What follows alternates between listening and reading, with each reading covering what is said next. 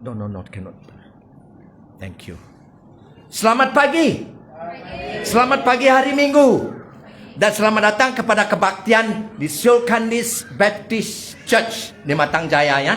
Dan kepada yang di dalam Facebook, kami juga mengucapkan bersama di sini di dalam kebaktian yang baru. Oke, selamat datang yang baru ya. Dan yang lama pun selamat datang.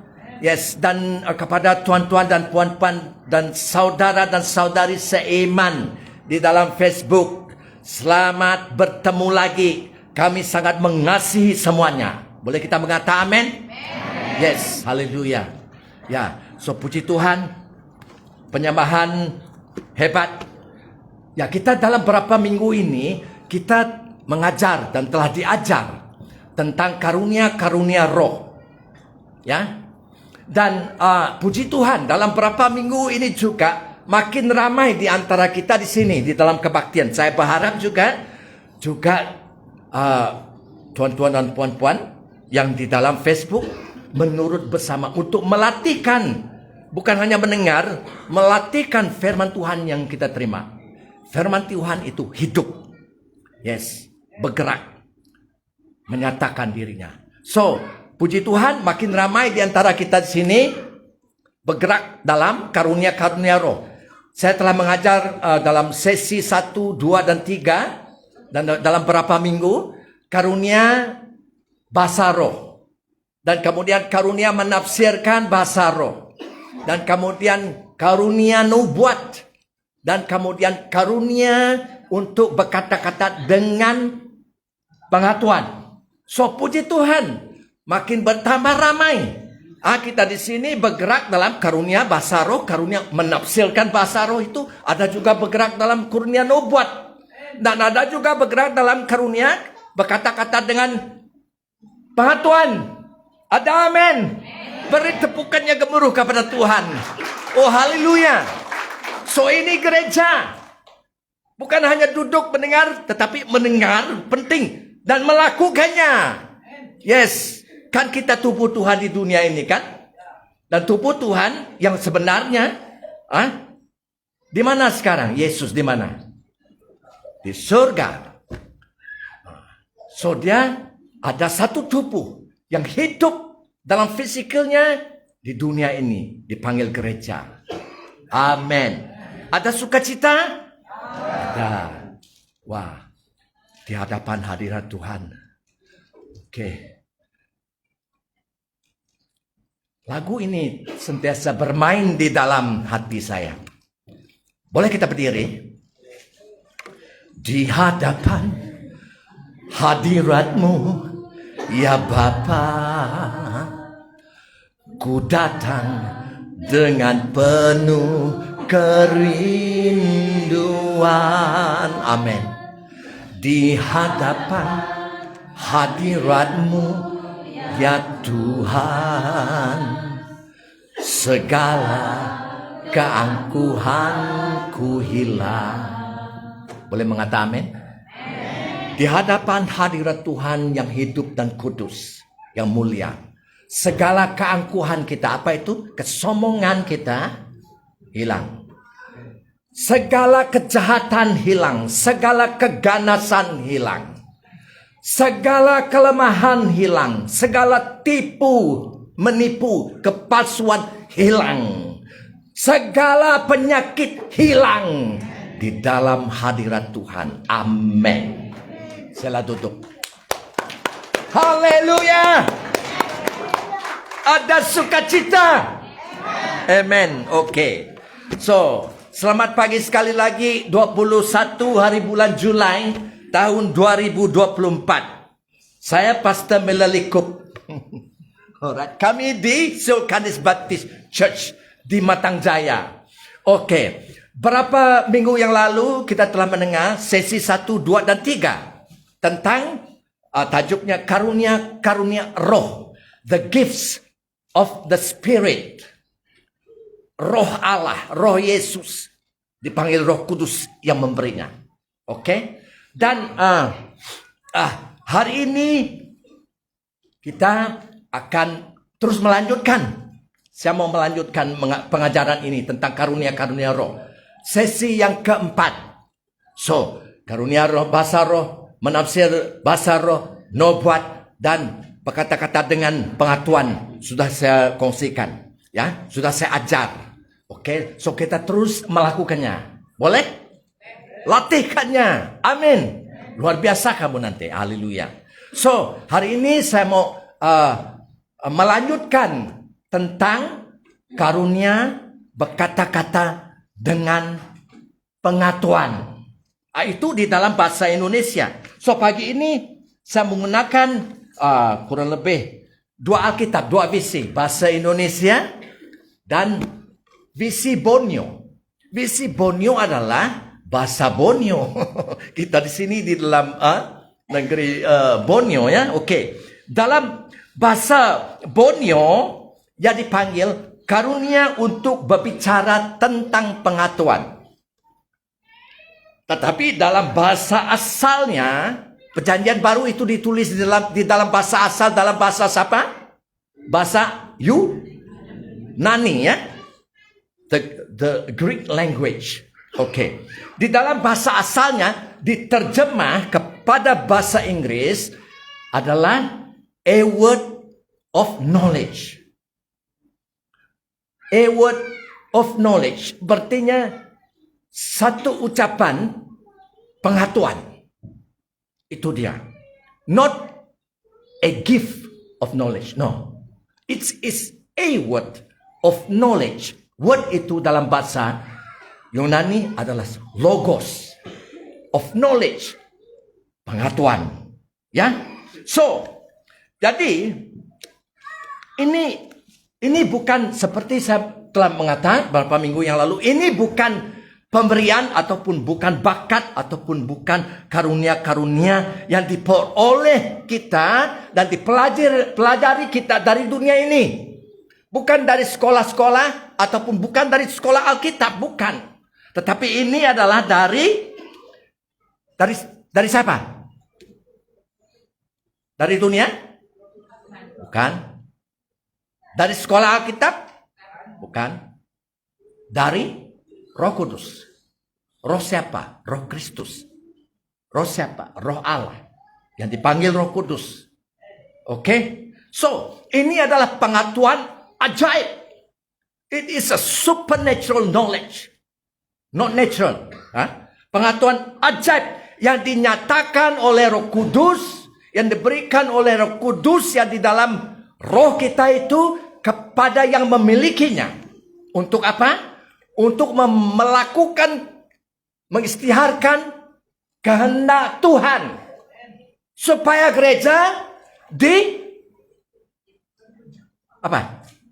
bangunkan. Amin. Gereja menerima pengajaran, gereja digalakan, gereja disatukan, gereja dibangunkan. Kamu dan saya tumbuh di dalam Tuhan seperti Yesus.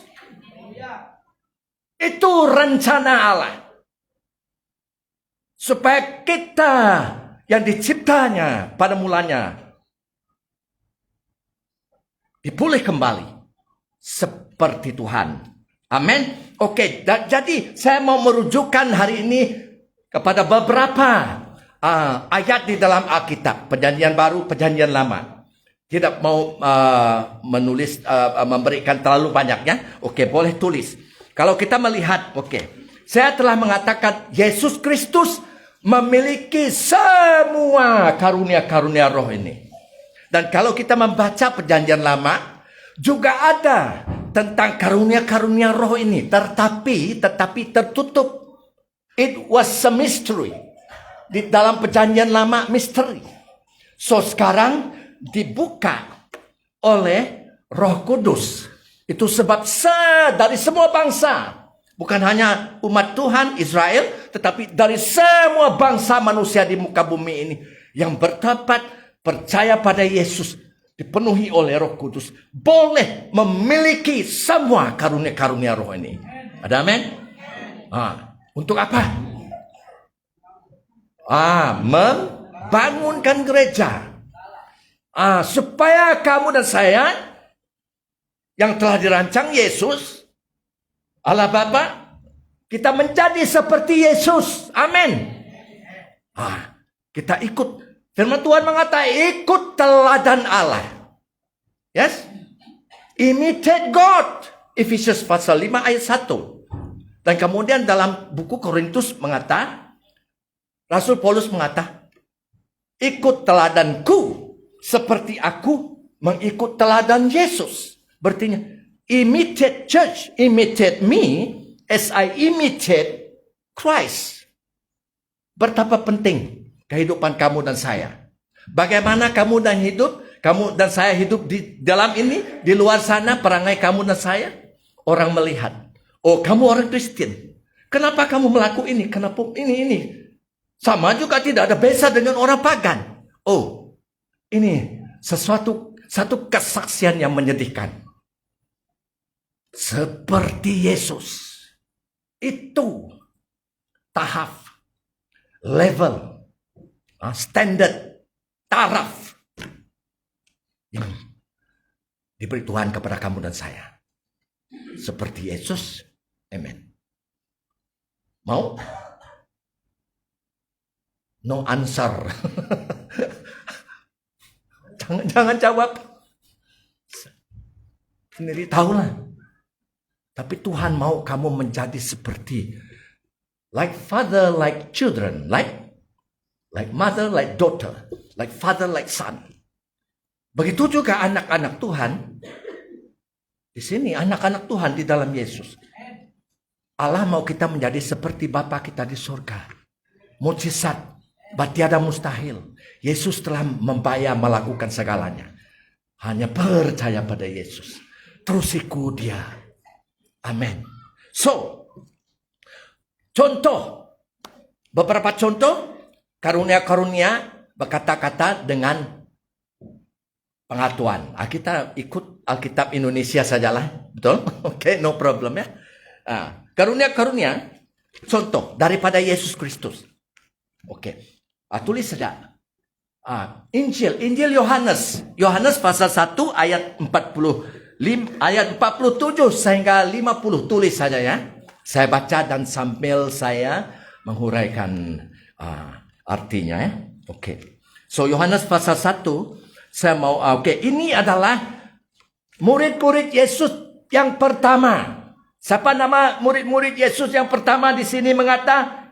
Andreas. Andreas dalam bahasa Inggris apa? Andrew. Oh, no problem. Dan kemudian Simon. Yang Yesus beri dia nama baru. Apa nama baru Simon ini? Kifas. Kifas artinya bukan kipas ya. Kifas dalam bahasa Yunani adalah stone. Batu. Engkau batu. Yes, okay. Itu. Dan Petrus. Itu Simon, panggil Petrus. Kemudian Filipus. Dan Filipus ayat 45. Filipus bertemu dengan Nathanael dan berkata kepadanya, kami telah menemukan Dia yang disebut oleh Musa dalam kitab Taurat. Kitab Taurat adalah perjanjian lama ya. Dan oleh para nabi, yaitu Yesus anak Yusuf dari Nazareth. Kata Nathanael kepadanya, kepada Filipus, mungkinkah sesuatu yang baik datang dari Nazareth? Dalam bahasa kamu, ada yang baikkah datang dari Nazareth? Kata Filipus, mari dan ikutlah. Mari ikut saya, ikutlah. Saya mau bawa kamu kepada Dia. Yes? Yesus melihat Nathanael datang kepadanya. Siapa yang membawa? Filipus ya. Ia lalu berkata, siapa lalu berkata? Yesus lalu berkata kepada Nathanael, lihat, inilah seorang Israel sejati. Ini adalah seorang Israel, tulin Israel. Tidak ada kepalsuan di dalamnya. Wow. Tidak ada yang bohong. Tidak ada kepalsuan di dalam orang ini. Kata Nathanael kepada Yesus, bagaimana engkau mengenal aku? Bagaimana engkau tahu dengan aku? Padahal belum bertemu, betul? Yesus pun belum bertemu dengan dia. Dia pun belum pernah bertemu dengan Yesus ya. Jawab Yesus kepadanya, Sebelum Filipus memanggil engkau, Nathanael, aku telah melihat engkau di bawah pohon ara. Wow. Jadi, bagaimana Yesus tahu? Yesus melihat dari penglihatan. Yesus melihat dari visi, ya. Tentang Nathanael. Semasa sebelum Filipus memanggil Nathanael ini, dia telah berada seorang diri di bawah pohon ara. Entah apa dia lakukan. Mungkin dia merenung firman Tuhan, ya. Nah, jadi Yesus tahu. Bagaimana Yesus tahu? Karena Roh Kudus menyatakan pengetahuan itu tentang Nathanael kepada Yesus melalui apa tadi? Penglihatan. So, dalam kita bergerak dan melatihkan karunia roh, karunia roh, Roh Kudus boleh memandangkannya, menyatakannya kepada kamu dan saya melalui penglihatan. So, apa yang kamu lihat? Kadang-kadang saya di sini saya melihat penglihatan firman Tuhan luar biasa. Can you see the word of God? Luar biasa. Roh Kudus menyatakan penglihatan kepada kita. Saya melihat firman Tuhan dan saya lepaskan. Gerakan. Ini Yesus bergerak dalam karunia berkata-kata dengan pengetahuan, ya. Dan kemudian kita terus meloncat kepada Yohanes pasal 4. Pasal 4 adalah tentang pasal 4 ayat 15 sampai 20 di sana. Adalah tentang perempuan Samaria. Ya, kita terdengar, ya. Perempuan Samaria. Yesus dia datang bertemu dengan Yesus di pergi di Sikar di Samaria, ya. Dan tidak pernah bertemu dengan perempuan itu, dan perempuan itu pertama kali juga bertemu dengan Yesus. Tiba-tiba Yesus mengatakan kepada perempuan Samaria itu dekat pergi itu, kamu ada 5 suami sebelum ini, dan lelaki yang bersamamu sekarang bukan suamimu. Wah, bagaimana kamu tahu? Di sana kita melihat Yesus bergerak dalam karunia apa? Pengetahuan. Dia tahu. Bagaimana dia tahu? Dia belum bertemu. Roh Kudus mengatakan kepada dia. Amen. So kemudian perempuan Samaria itu mengatakan kepada Yesus, wah, memang engkau ini seorang nabi. Kemudian perempuan Samaria itu mengatakan, kami orang Samaria, kami menyembah di gunung ini, menyembah Allah di gunung ini. Tetapi kamu orang Yahudi mengatakan tempat penyembahan adalah di Yerusalem. Apa jawab Yesus? Jawab Yesus mengatakan kemudian, wanita, saatnya akan tiba, dan yaitu penyembah-penyembah yang benar akan tiba. Berartinya saat Yesus bercakap dengan perempuan Samaria itu saatnya belum tiba, kan? Tetapi Yesus mengatakan akan tiba saatnya penyembah-penyembah yang benar tidak lagi menyembah di gunung ini, dan tidak juga menyembah di Yerusalem, tetapi menyembah di dalam roh dan kebenaran. Di dalam roh kita manusia yang telah bertobat dan percaya pada Yesus. Yesus memberi kita roh baru. Dan roh baru itu Roh Kudus boleh diam di roh baru. Roh orang yang berdosa, Roh Kudus tidak dapat diam di sana, karena roh itu kudus. Ada kepahaman? So Yesus mengatakan kamu akan menyembah di dalam rohmu. Roh kita manusia oleh Roh Kudus. Itu sebab penting dipenuhi oleh Roh Kudus. Dan Yesus pula mengatakan, dan kebenaran. Apa kebenaran? Bukan kepalsuan. Berarti kita benar-benar menyembahnya, ya, dari hati kita. Kebenaran adalah firman Tuhan. Kebenaran adalah Yesus Kristus. Itu tempat penyembahan yang akan berlaku, kata Yesus. Dan saya mau tanya, sudah digenapi kah? Sudah. Jadi di sana Yesus mengatakan tidak akan berlaku di Yerusalem ataupun gunung ini, hanya berlaku di dalam roh manusia. Penyembah-penyembah yang benar. Penyembah-penyembah seperti inilah yang dicari Allah. Penyembah yang benar dari segala suku-suku bangsa yang percaya pada Yesus. Jadi itu sebab tidak ada lagi penyembahan di Yerusalem. Tetapi jangan salah paham. Kamu boleh pergi Yerusalem untuk melancung. Tetapi banyak orang tidak tahu. Mereka pikir Yerusalem itu kota kudus. Memang dulu kota kudus.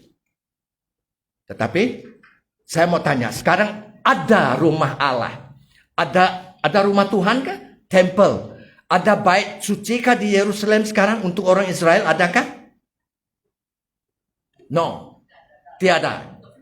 So bagaimana orang Israel boleh menyembah tanpa bait suci? Mustahil. Kenapa?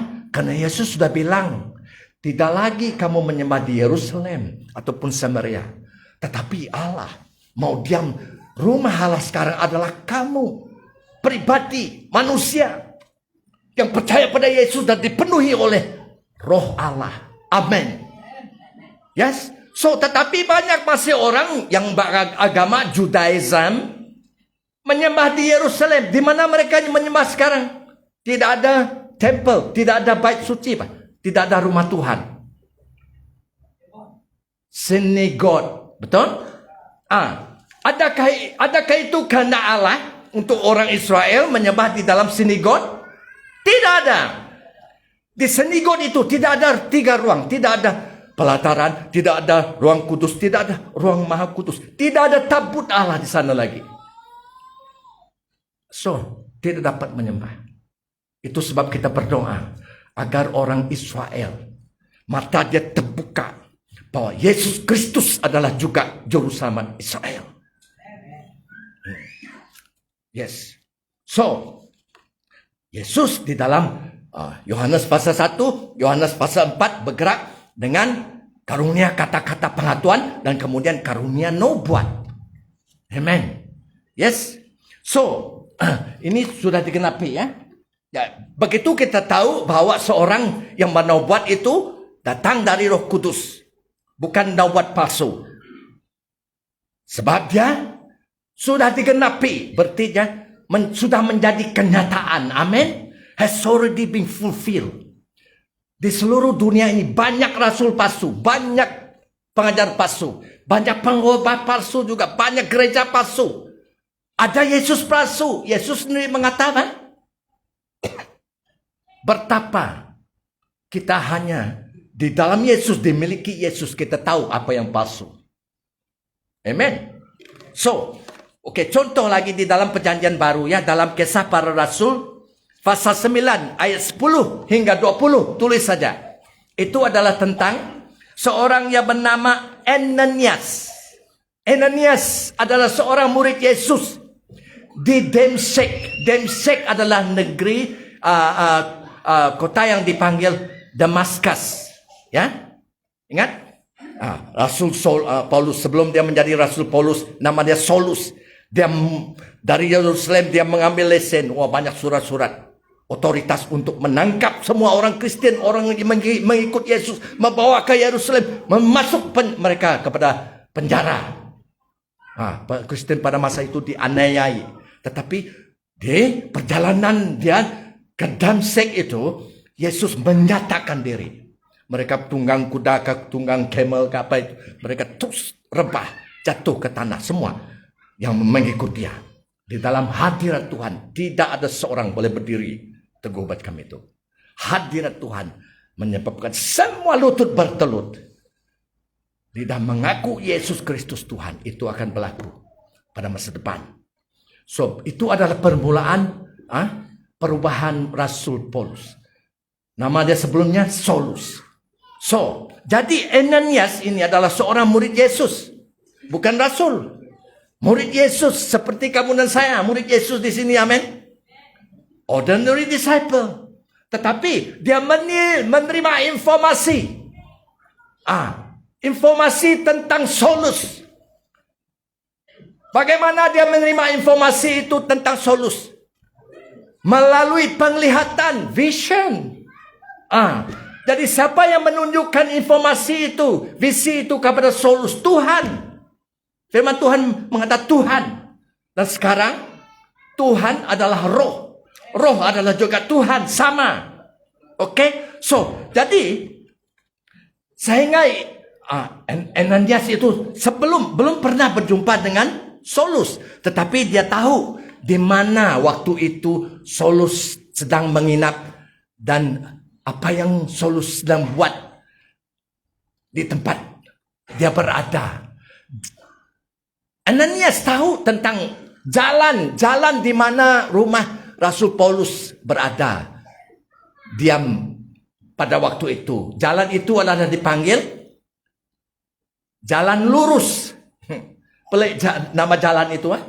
Nama jalan ini jalan lurus. Dan bukan hanya Rasul Paulus tahu di mana bukan Rasul Paulus. Ananias itu, sorry ya. Bukan hanya Ananias tahu di mana Saulus berada pada masa itu. Dia juga tahu apa yang sedang dilakukan Saulus di rumah. Di jalan lurus itu. Pada masa itu. Apa yang dilakukan Saulus? Ananias tahu dia sedang berdoa. Dan lebih daripada itu, Ananias juga tahu bila dia tumpang tangan kepada Rasul Paulus. Rasul Paulus akan melihat. Karena pada masa itu dia dibuta. Tuhan sengaja membutakan mata dia. Dan Ananias tahu, murid Ananias ini tahu bila dia tumpang tangan atas Rasul Paulus akan melihat dan dipenuhi oleh Roh Kudus. Wah, belum pernah bertemu mereka. Bagaimana Ananias tahu? Dia bergerak dalam karunia berkata-kata dengan pengetahuan. Amen. So, di dalam perjanjian lama, saya memberi satu contoh di dalam perjanjian lama. Tahu, ingat tidak itu? Tulis 2 Samuel, 2 Samuel pasal 12 ayat 1 sehingga 14. Tulis ya. Ini adalah Tuhan memberitahu Nabi Nathan tentang dosa Raja Daud ya. Kenapa dia berdosa? Satu dari sebabnya dia berdosa yang kita baca dalam 2 Samuel pasal 12 itu adalah musim raja-raja pergi berperang. Tetapi Raja Daud dia rilek-rilek di astananya di Yerusalem. Masa dia rilek-rilek, dia melihat ke bawah karena bumbung mereka rata atas rumah mereka. Dia melihat seorang perempuan yang cantik sekali mandi telanjang. Dan untuk memendekkan cerita, dia jatuh dalam dosa. Dia berzina dengan perempuan itu. Apa nama perempuan itu? Bathsheba. Adakah perempuan itu istri orang? Yes. Siapa nama suami perempuan itu? Uria. Uria adalah seorang askar di bawah Raja Daud. Sedang berperang. Tetapi dia berzina dengan istri Uria. Nama dia Bathsheba. Dan untuk memendekkan cerita, akhirnya Bathsheba itu mengandung. Dalam satu bahasa mengandung itu apa? Hamil, yes. Hamil, Hamil, yes. Dan apa yang berlaku? Dari satu dosa kepada satu dosa yang berat juga. Raja Daud tahu dan dia membunuh suami Bathsheba yang bernama Uria itu di medan perang. Sungguh licik sekali. Dia tipu untuk membunuh. Kamu boleh baca di dalam 1 Samuel pasal 11 itu. Bagaimana dia membunuh? Dia panggil, yang gunakan istri Bathsheba itu sendiri. Nama dia Uria. Untuk membawa surat. Surat yang sudah ditulis dia kepada Komandan Joab. Ya, di medan perang itu. Surat itu mengatakan tentang kematian. Tentang untuk membunuh Uria, suami Bathsheba itu. Supaya Joab, komandan itu letak Uria itu depan sekali, tempat yang paling bahagia supaya dia mati. Dan akibatnya Uria mati. So, kemudian saya mau membaca ini di sini, yaitu kemudian Tuhan mengutus, yaitu 1 Samuel pasal 12 ya, kita dengar ya. 1 Samuel pasal 12 ayat 1 sampai kurang lebih 7 lah. Tuhan mengutus Nabi Nathan kepada Daud, Raja Daud ya. Lalu datanglah dia menemui Daud dan berkata kepadanya, ada 2 orang di dalam sebuah kota. Dia memberi perumpamaan ini. Ada 2 orang di dalam sebuah kota. Seorang kaya dan seorang lagi miskin. Si kaya memiliki banyak sekali kawanan domba dan lembu. Tetapi si miskin tidak memiliki apa-apa pun selain seekor anak domba betina kecil yang dibeli dan dipeliharanya, serta menjadi besar di rumahnya bersama-sama dengan anak-anaknya. Anak domba itu makan makanannya, minum dari cangkirnya, dan tidur di pangkuannya, dan sudah menjadi seperti seorang anak perempuan sahaja baginya. Pada suatu waktu datanglah seorang penggembara, yaitu tetamu mengunjungi orang kaya itu. Si kaya itu enggan mengambil salah seekor kawanan domba dan lembunya untuk disediakan sebagai sajian bagi penggembara itu yang singgah. Dia mau menghidang makanan, tetapi dia tidak mau gunakan kambing lembu dombanya, tidak mau. Dia ambil, siapa punya domba tadi? Orang miskin. Oke. Sebaliknya dia mengambil anak domba betina milik orang miskin itu dan menyediakan menjadi sajian bagi orang yang singgah di rumahnya itu. Maka nyalalah amarah Daud dengan kuatnya terhadap orang kaya itu. Bila Raja Daud mendengar Nathan mengatakan tentang orang miskin itu mengambil domba yang orang kaya itu mengambil domba orang miskin, Daud menjadi sangat marah. Raja Daud ya, dan dia berkata kepada Nathan, demi Tuhan yang hidup, orang yang melakukan hal itu harus mati. Hendaklah dia menggantikan anak domba betina itu 4 kali ganda, karena dia telah melakukan hal semacam itu, dan karena nyata dia tiada sifat belas kasihan. Dan Nabi Nathan berkata kepada Daud, engkaulah orang itu. You are that man. Bolehkah umat Tuhan berlindung, bersembunyi di sebalik dosanya? Now, saya mengatakan sekarang, banyak gereja akan ada ketakutan akan Tuhan. Kenapa? Tuhan Yesus memulihkan karunia-karunia roh kepada gerejanya. Orang yang bersembunyi di dalam dosa tidak berani datang. Kenapa? Karena Roh Kudus memberi kamu dan saya karunia berkata-kata dengan pengetahuan yang membongkar dosa yang tersembunyi itu. Bagaimana? Takut? Tidak mau datang lagi? Jangan takut. 366 kali di dalam Alkitab ini Tuhan mengatakan jangan takut, jangan takut, jangan takut. Siapa yang menakutkan? Setan. So ingat itu, oke? So di sini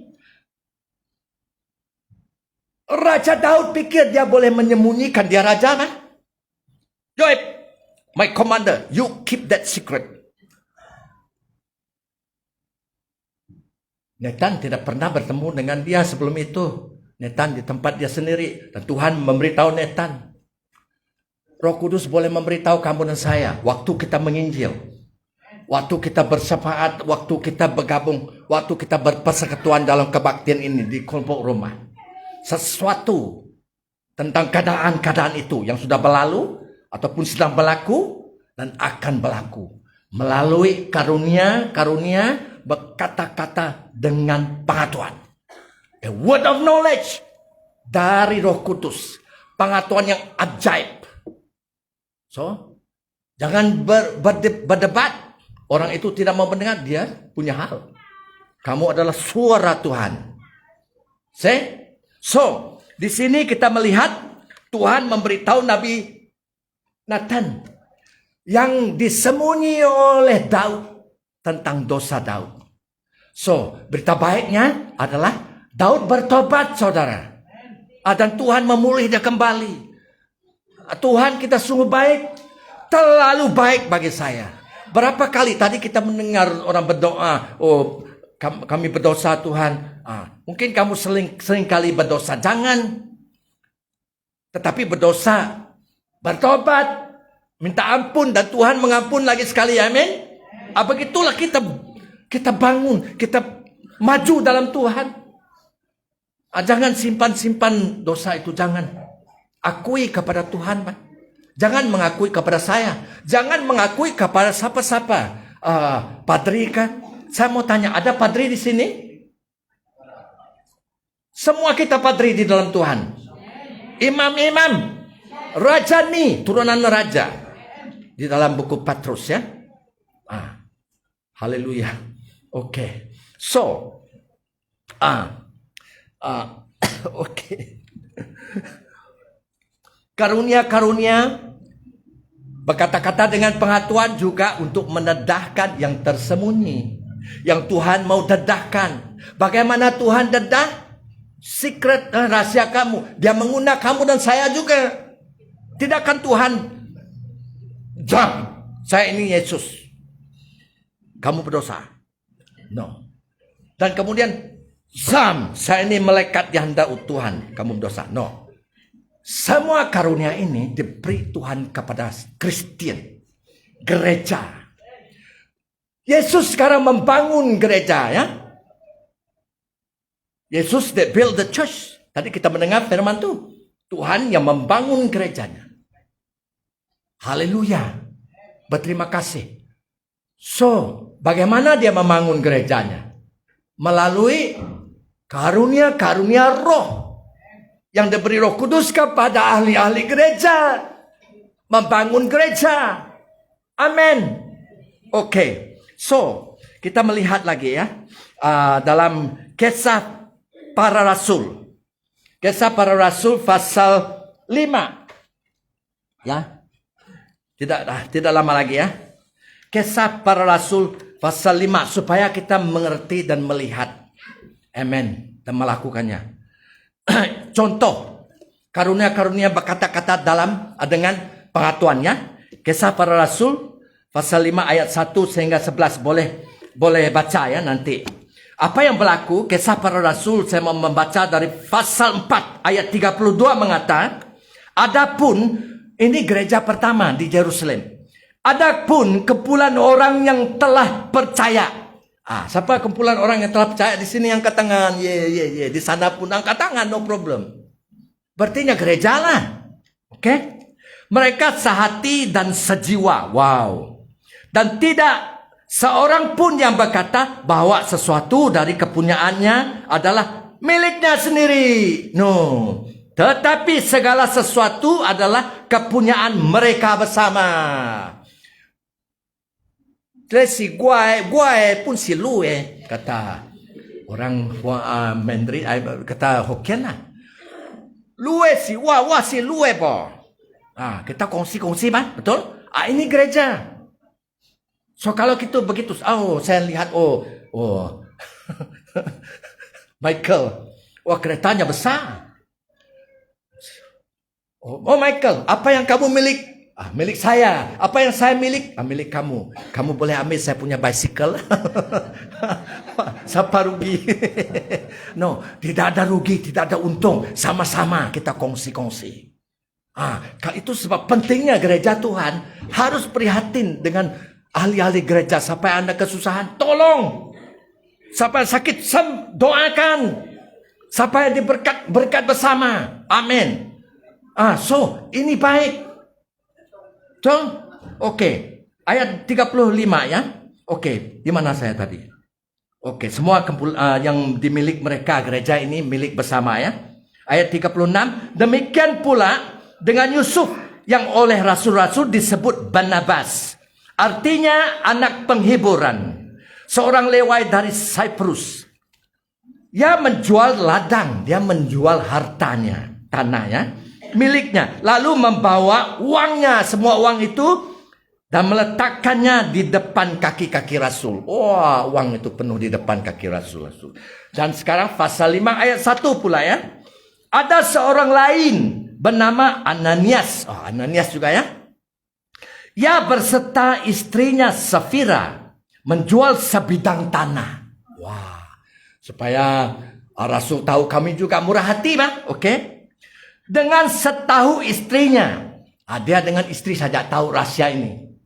Ia menahan sebagian dari hasil penjualan itu dan sebagian lagi dibawa dia dan diletak dia di depan kaki rasul-rasul. Wah. Harap rasul-rasul happy lah. Tapi tiba-tiba ayat 3, tetapi Petrus berkata, Ananias, mengapa hatimu dikuasai iblis? Coba bayang, kamu jual harta. Kamu kiralah jual harta 10.000 dan mengatakan istri, jangan bagi tahu orang, kita ambil sendirian 5.000 kita beri kepada gereja. Dan tiba-tiba kamu beli 5.000. Tiba-tiba Petrus mengatakan pada kamu, kenapa kamu biarkan iblis menguasai hatimu? Wah, ini orang Petrus ini tidak berterima kasih. Saya sudah beri 5.000, Pak. Tetapi kenapa Petrus mengatakan demikian? Apa kata Petrus? Ananias, mengapa hatimu dikuasai iblis sehingga engkau mendusta Roh Kudus, sehingga engkau bohong dengan Roh Kudus? Itu masalahnya. Dia bohong. He lied dengan Roh Kudus. Di mana Roh Kudus? Di dalam Petrus. So, kalau kamu bohong dengan saya, kamu bukan bohong dengan saya, kamu bohong dengan Tuhan. Kalau kita Kristen lah. Orang-orang bukan Kristen, no problem. Mereka belum bertobat, Pak. Betul? Tuhan masih mengasihi mereka juga.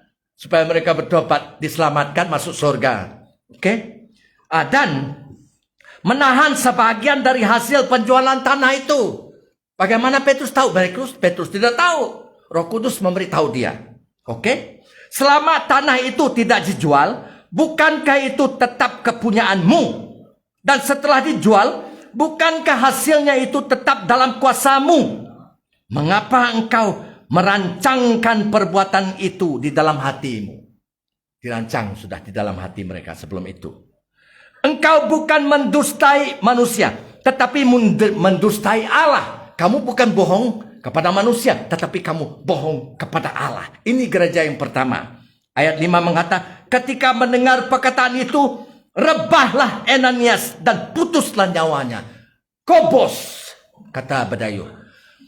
Parai, pahai, kata Iban. Mati. Mendengar apa yang dibicara oleh Petrus. Karena dia benar. Kalau tidak benar, orang itu tidak mati. Dia berdusta kepada Allah, kepada Tuhan, kepada Roh Kudus. Dia ada rancangan dia dengan istri, dia tahu. Oke? Dan firman Tuhan mengatakan, maka sangat ketakutanlah semua orang yang mendengar hal itu. Coba kita gereja ada di sana, kamu dan saya ada di sana. Takutkah tidak kamu mendengar hal itu? Orang mau memberi. Orang yang memberi itu dia tipu, dia mati. Siapa yang bunuhnya? Roh Kudus. Don't come to this church. Jangan pergi gereja ini, bahaya, nanti kamu pahai, mati. Jadi, saudara, setan menipu dan bohong. Banyak gembala gereja yang mengajar firman Tuhan yang tulen, tidak dicampur aduk dan bergerak dalam karunia Roh Kudus. Banyak orang tidak suka pergi ke gereja itu. Orang pergi ke gereja yang besar, ramai, orang selesai. Tetapi adakah itu gereja yang benar? Belum tentu. Kita tidak menghakimi. We don't point fingers. But we preach the word of God. Supaya orang tahu. Ya. So, maka kata firman Tuhan, setelah peristiwa itu berlaku, orang itu mati, sangatlah ketakutan semua orang yang mendengar hal itu. Dan ayat 11 juga mengatakan sekali lagi, maka sangat ketakutanlah seluruh jemaat, seluruh gereja itu, dan semua orang yang mendengar hal itu. So, apa artinya sangat ketakutan ini? What is the meaning of this fear that happened in the church? Ketakutan yang berlaku di gereja ini. Ini adalah ketakutan akan Tuhan. This is the fear of the Lord. Dari manakah ketakutan ini datang? Bukan setan, tetapi Tuhan yang mendatang ketakutan ini. Saya mau tanya, apa artinya ketakutan akan Tuhan? Takut akan Tuhan. What is the meaning of the fear of the Lord? You see, okay. Di dalam Alkitab ada memberitahu kita ya. Salah satu dari contohnya, oke, di mana? Oh, ini Alkitab baru. Ini banyak Alkitab di sini. Oke. Kita mau melihat tentang ketakutan akan Tuhan dalam Mazmur pasal 34, tulis ayat 7 hingga 9 ya. Ayat 7 sehingga 9. Ada yang takut akan Tuhan di sini? Oh, pandai semua. Ada yang berani dengan Tuhan? Ada? Oh, berani dan takut. Mana satu? Oke. Ketakutan akan Tuhan bukan berarti kita lari, kita tidak mau datang lagi. Oke. Oh, mari saya membaca dalam Mazmur pasal 34 ayat 7 hingga 9 ya. Para malaikat Tuhan berjaga sekeliling orang yang takut padanya. Takut pada siapa? Takut pada Tuhan. Wah, saya tahu ini. Itu sebab saya mengatakan pada sesiapapun tentang malaikat. Saya tahu ramai malaikat mengelilingi saya. Why? Sebab saya takut akan Tuhan. So, kamu mau malaikat mengelilingi kamu? Takutlah akan Tuhan. Oh, tidak ada ya. Tapi mau malaikat mengelilingi. Harusnya. Oke, dan apa lagi? Rasakan dan lihatlah kebaikan Tuhan. Diberkatilah orang yang berlindung kepadanya. Siapa yang berlindung kepada Tuhan? Siapa yang datang kepada Tuhan dan berlindung kepadanya? Orang yang takut kepada Tuhan. Berarti takut kepada Tuhan, kita mau datang kepada Tuhan. Kita tidak lari. Dan firman Tuhan mengatakan, malaikat-malaikat mengelilingi. Lebih daripada itu, kamu dan saya diberkati. Amin. Dan firman Tuhan mengatakan, takutlah Tuhan, wahai umatnya yang saleh. Mereka yang takut akan Tuhan tidak kekurangan apa-apa. Haleluya. Tidak kekurangan. Sesuai, seringkali saya bersaksi. Saya mengatakan kepada anak saya tidak pernah kekurangan.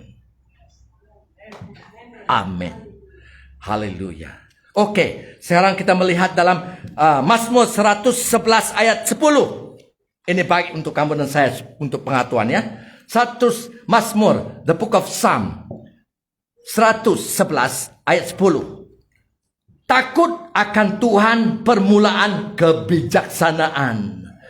Pengertian yang sempurna ada pada semua orang yang mentaati perintahnya. Kamu takut akan Tuhan, kamu mau ikut dia. Menuruti firman-Nya. Dan firman mengatakan di sini, takut akan Tuhan permulaan kebijaksanaan, hikmat. You want to be wise? Takut akan Tuhan. Dan you want to have understanding of a lot of things. Mau pengertian Alkitab dalam-dalam.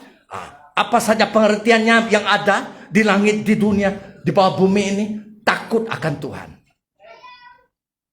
Ini firman Tuhan. Oke? Dan Amsal. Kamu tulis buku Amsal. The Book of Proverbs. Amsal 19 ayat 23. Berbunyi begini. Takut kepada Tuhan membawa kepada kehidupan. Wow. Dalam Inggris, the fear of the Lord leads to life. Dulu kami selalu happy hours dulu. So, saya punya abang angkat itu sudah meninggal dunia. Dia mengatakan, wow, this is life. Ini adalah kehidupan. Dia minum stout. Kami minum bir. Oh, this is life.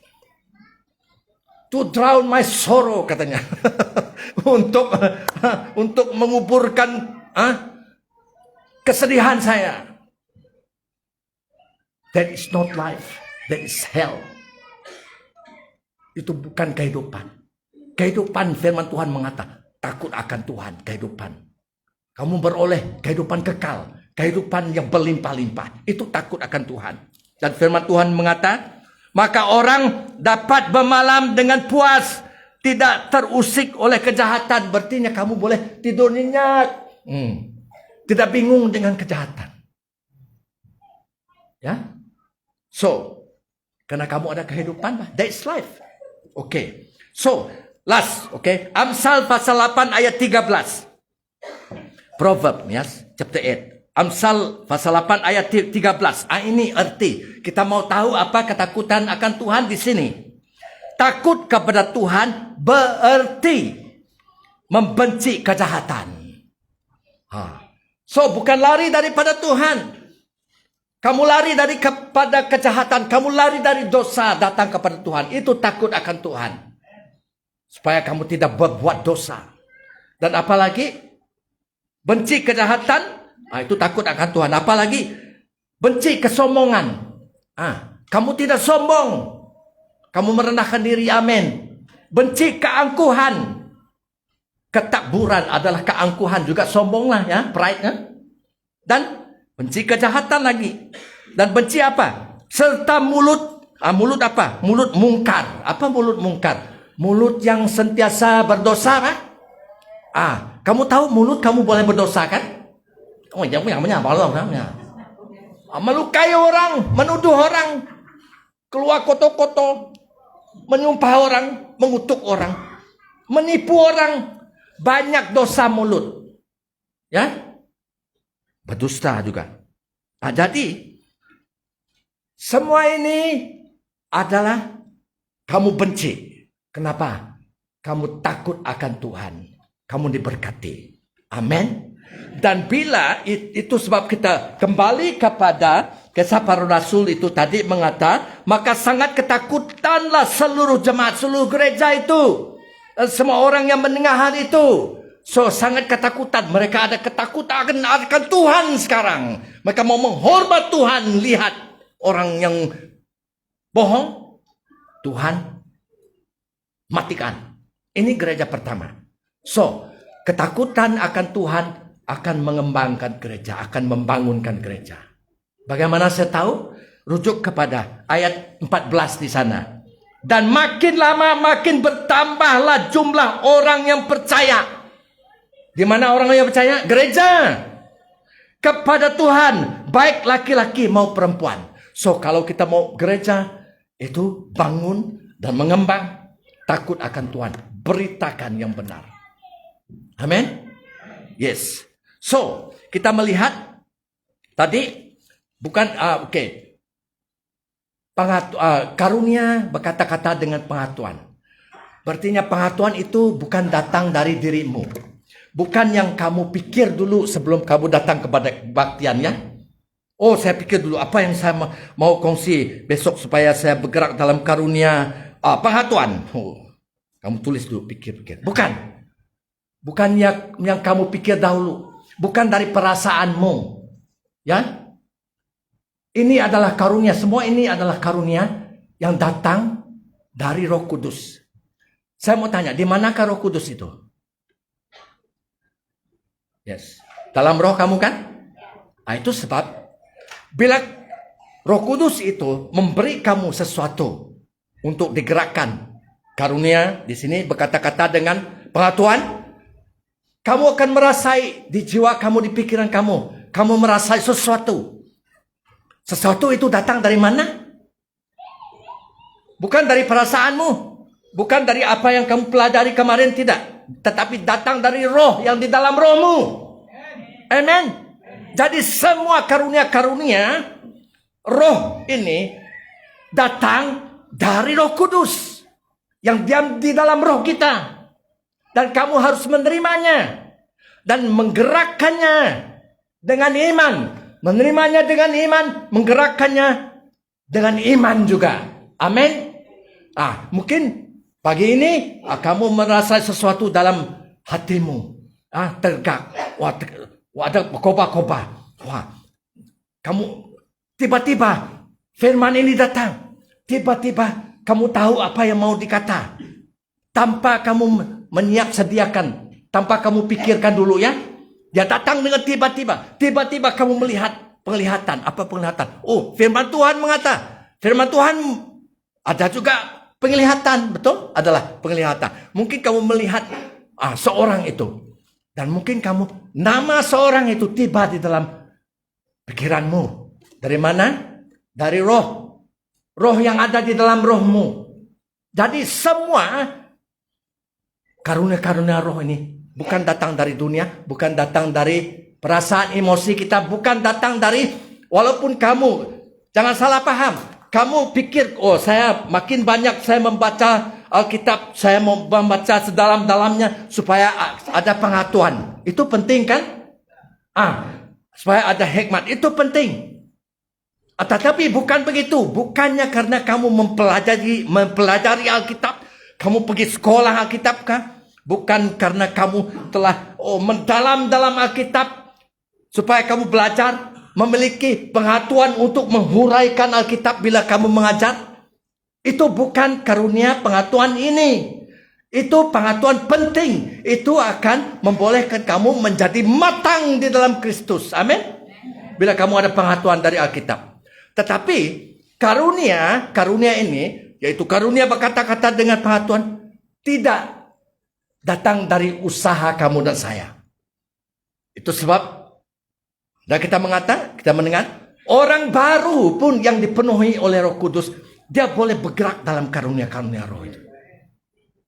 Karena bukannya dia, tetapi Roh Kudus yang di dalam dia yang memberi. So kamu harus menerima untuk melepasnya, untuk bercakap. Menerima dengan iman dan melepaskannya. Mengatakannya dengan iman. Misal kata mungkin kemarin semalam kamu berdoa. Dia kamu menyembah. Kamu berdoa, kamu membaca firman Tuhan. Tiba-tiba hati kamu tergerak.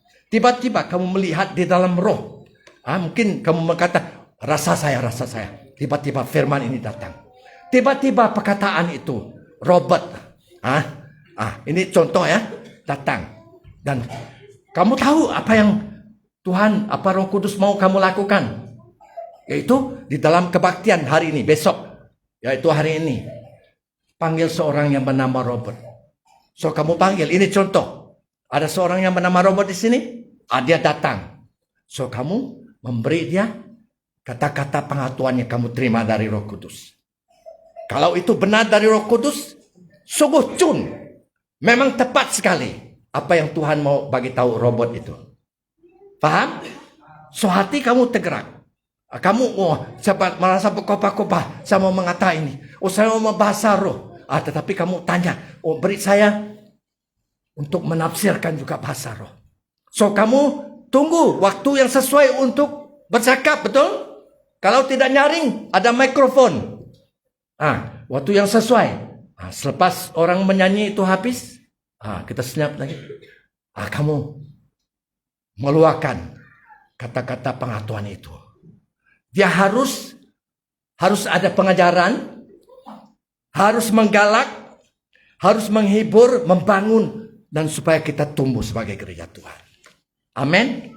So ini penting, ya. So saya mau berhenti di sini. So latihkannya. Ada amin? Yes. Haleluya. Terima kasih. Kemuliaan bagi Yesus Kristus kekal selama-lamanya. Kita bertemu lagi. Amin.